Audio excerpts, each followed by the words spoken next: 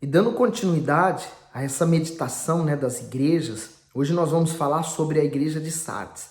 Está em Apocalipse capítulo 3, logo no versículo 1, nós vamos ler a respeito dessa igreja de Sardes. Vamos pedir direção de Deus? Senhor Jesus, cada igreja foi uma carta que o Senhor dirigiu aos cristãos dos dias de hoje. Elas foram escritas naquele tempo, mas elas são tão atuais para os nossos dias. Revela, Senhor, o que há em nós que não te agrada, através da tua palavra, e nos encoraja a fazer e causar essa revolução dentro de nós. Que assim seja. Amém. E eu vou começar pelo comentário do bispo. Sardes era a igreja espiritualmente morta. É interessante notar que, em contraste com as outras igrejas, Sardes é deixada em paz pelo diabo. Satanás nem é citado aqui, tampouco há referência a falsas doutrinas, a Balaão, a Balaque, aos Nicolaitas ou a Jezabel. Também não há provações ou sofrimento. Por quê? Porque embora a igreja de Sardes tenha aparência de viva, está morta aos olhos do Senhor. Infelizmente, a situação dessa igreja retrata exatamente a maioria das igrejas e dos cristãos dos nossos dias. Há um espírito enganador e mentiroso que os faz pensar que está tudo bem. Muitos frequentam a igreja com assiduidade, devolvem suas primícias, oram, não fazem mal a ninguém, não têm problemas por causa da sua fé. No entanto, vivem uma grande ilusão e não se dão conta disso, pois pensam que o muito conhecimento bíblico lhes garantirá a salvação. Sabe, eu vejo também da seguinte forma, É igual aquele sono, que as 10 virgens caíram em profundo sono. Assim, aquelas pessoas que mesmo, apesar de estar na igreja, elas estão dormindo esse sono. Os discípulos, quando foram com Jesus, o Senhor Jesus disse assim, olha, vigiai e orai por mim, eu já volto. E quando Jesus foi lá fazer a oração, pedindo para que o cálice fosse passado dele, mas que contudo se fizesse a vontade de Deus, quando ele voltou, achava os seus discípulos em profundo sono. É exatamente esse sono. É um sono perigoso. É um sono que não produz descanso. Ele vai produzir o tormento eterno. Nós temos que ter cuidado com ele. Então, no versículo 1 diz, e ao anjo da igreja que está em Sardes, escreve. Isso diz o que tem os 7 Espíritos de Deus e as 7 estrelas. Conheço as tuas obras, que tens nome de que vive e está morto. Então, quer dizer, ele tinha aparência de que estava tudo bem, que estava tudo ótimo, mas na realidade ele estava morto, Não havia mais vida. A vida está justamente na ação, naquele movimento da fé, O Espírito Santo é movimento. Então, essa igreja estava morta, quer dizer, faltava atitude. Aí a parte B do comentário.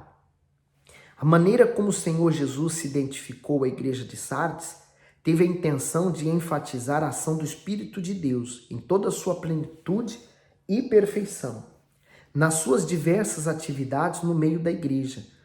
Aquele estado de mortandade espiritual que havia na igreja de Sardes só poderia mudar se os cristãos dessem liberdade ao Espírito Santo para agir entre eles. Quando o Espírito de Deus entra em ação, tudo se transforma, pois um grande avivamento espiritual passa a existir entre os seus servos. Veja o comentário do 4.5. Então, vamos lá ver? Apocalipse 4.5. O comentário que o bispo indicou para nós lermos diz assim, 7 lâmpadas de fogo. No tabernáculo, havia o candelabro com 7 lâmpadas que deveriam permanecer constantemente acesas. Nesta visão, João destaca também as 7 lâmpadas de fogo diante do trono. O número 7 representa a plenitude de Deus. Por isso, podemos perceber a totalidade do Espírito Santo operando em todo o mundo a partir do trono do Altíssimo. O profeta Isaías também fala das 7 manifestações do Espírito de Deus.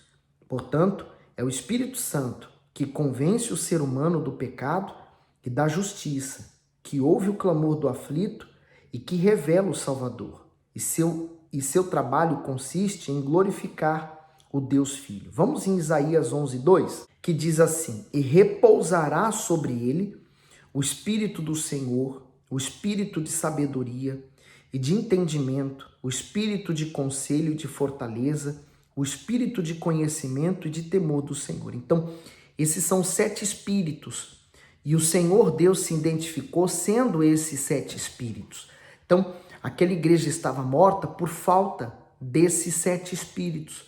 Essa era a razão da situação espiritual que aquela igreja estava vivendo. Vamos continuar agora no versículo 2. Sê vigilante e confirma os restantes que estão para morrer, porque não achei as tuas obras perfeitas diante de Deus. Então, essa aqui até apresentava algumas obras, mas elas eram imperfeitas. Sabe de quem que me faz lembrar? Até de Caim.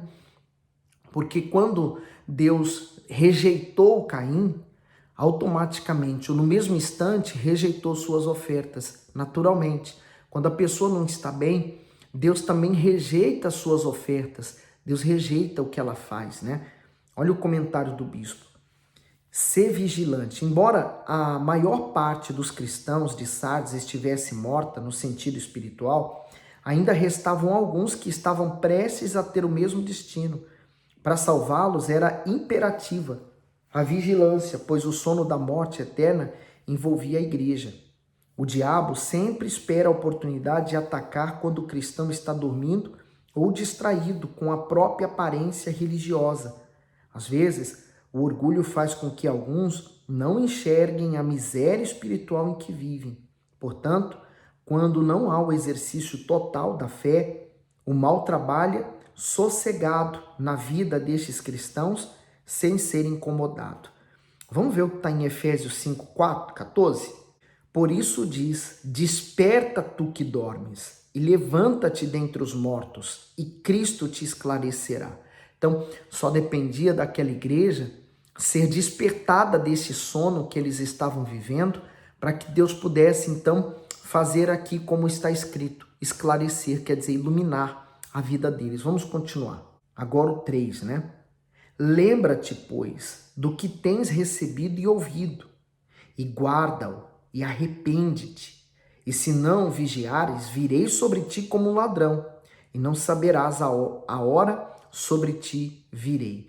Então lembra-te e depois recebido e ouvido. Então é preciso você recordar. Por isso que as reuniões, quando você participa delas, é um excelente momento que o Espírito Santo usa para recordar você da palavra dele e que você precisa voltar para esse caminho, porque facilmente o ser humano se distrai com qualquer coisa que está diante dele. Se é uma preocupação, se é um problema, se é uma dificuldade, se é um trabalho, se é uma coisa boa, se é uma bênção, ele se distrai com tudo. Então, as reuniões servem justamente para nos fazer recordar que nós temos que continuar seguindo no mesmo caminho.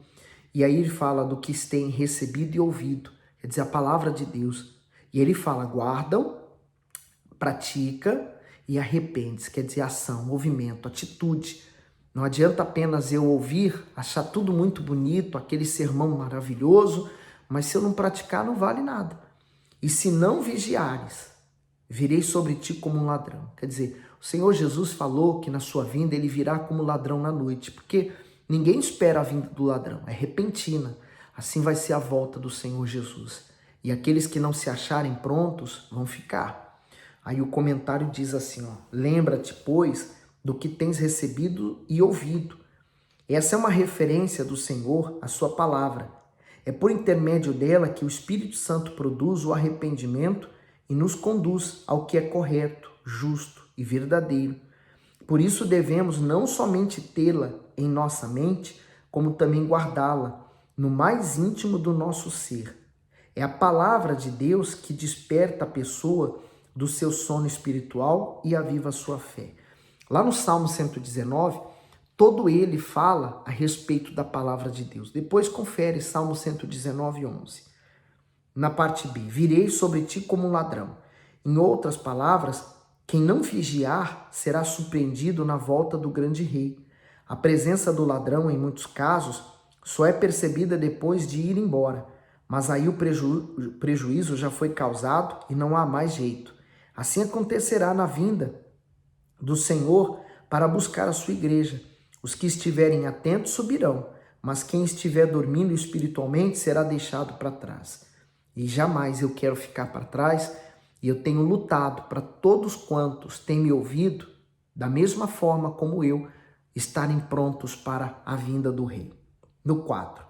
Mas também tens em Sardes algumas poucas pessoas que não contaminaram suas vestes, e comigo andarão vestidas de branco, porque são dignas disso. Quer dizer, as vestes, né?